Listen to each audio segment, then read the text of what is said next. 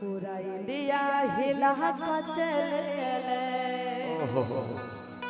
अरे हमारा लाल रंग के बिंदिया जिया पूरा इंडिया हिला का चले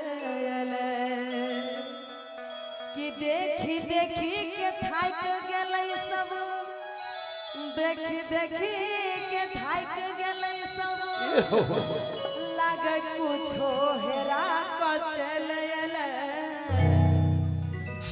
अरे हमारा लाल रंग के लहंगा पूरा इंडिया हिला क चले आई म्यूजिक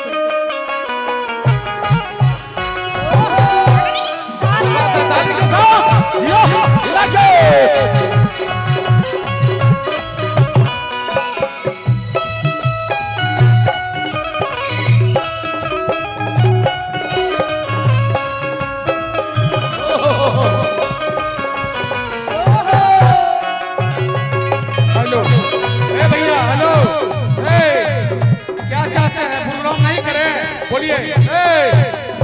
हेलो ए पंकज सुनो ना ए पंकज पंकज सिर्फ समझाना है लाठी नहीं चलाना है बाबू। लाल रंग के लहंगा पूरा इंडिया हिला क चले देखी देखी के थाक गेलै सब आरे देखी देखी के थाक गेलै सब लागे कुछो हेरा क चले रे हमारा लाल रंग के लहंगा पूरा इंडिया हिला क चले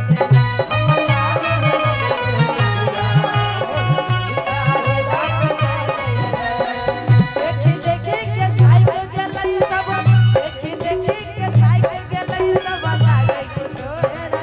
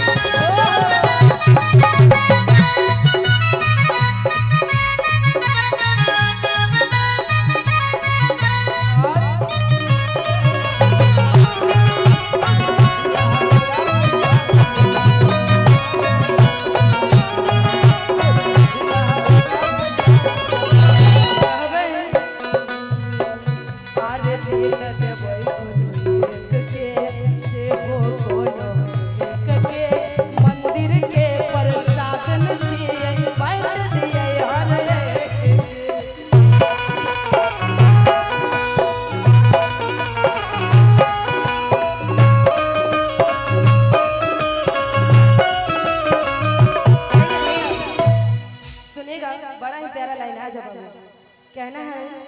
कि अरे दिल देबै कोनो एक के आरे से हो कोनो नेक के हेरे मंदिर के प्रसाद न छियै जे बाँट दियै हर एक के कि सोची सोची डेराई गेल छियै सोची सोची घबराई गेल छियै जे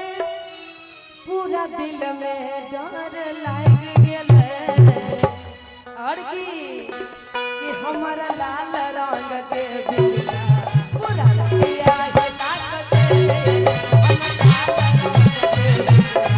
पूरा इंडिया हिला क चले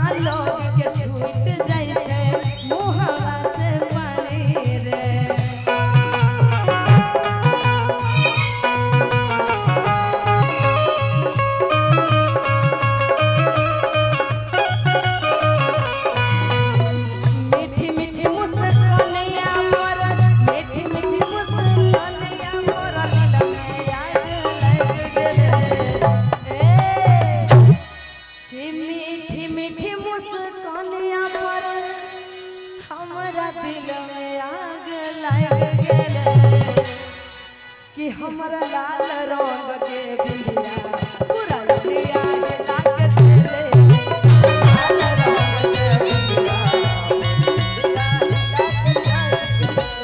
देख देख सब खाई गेल छै देख देख सब खाई गेल छै मन के पागल बनाए गेले